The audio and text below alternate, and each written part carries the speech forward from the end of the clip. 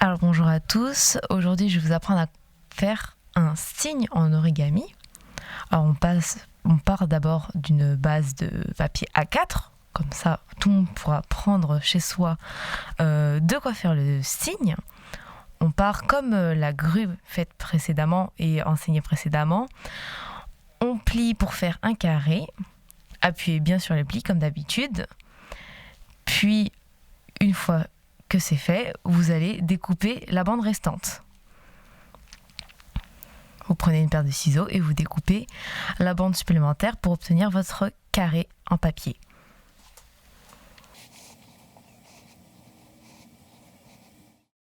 Une fois cela fait, vous déposez votre paire de ciseaux et le rectangle en plus.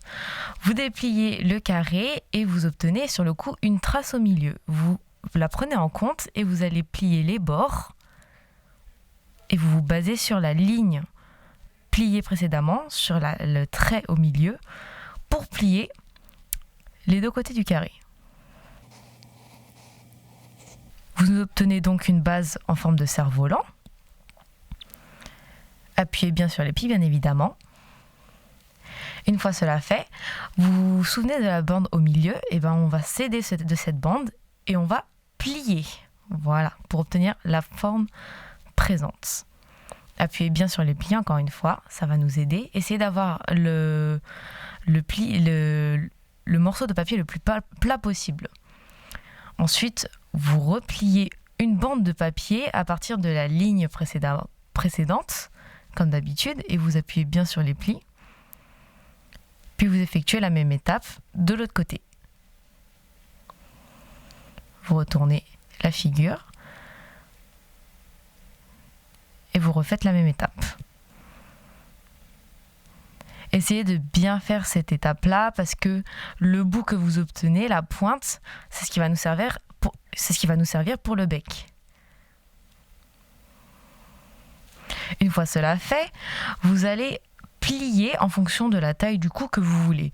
Donc vous allez replier sur lui-même le cou.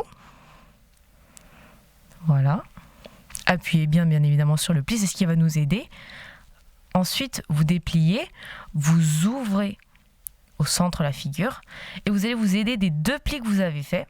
Et grâce à cela, vous allez plier vers l'extérieur. Vous allez plier vers l'extérieur et vous allez bien insister sur les plis pour obtenir un coup. Pensez à bien aplatir la figure, à bien insister sur les plis pour que ce soit le plus marqué possible. Ensuite, on va former la tête. Donc, on refait la même chose. On replie une partie de la figure pour obtenir les plis nécessaires. Car lorsqu'on va ouvrir, vous ouvrez à nouveau, vous insistez sur les plis que vous avez faits, vous vous basez sur les plis que vous avez faits pour replier la figure. Essayez d'avoir la chose la plus plate, donc essayez de faire en sorte que même si ça dépasse, de bien replier sur soi. Donc là, on a déjà une forme de signe. On est déjà bien avancé. Il reste plus beaucoup d'étapes. On va terminer le bec. Donc vous faites deux plis, comme ceci.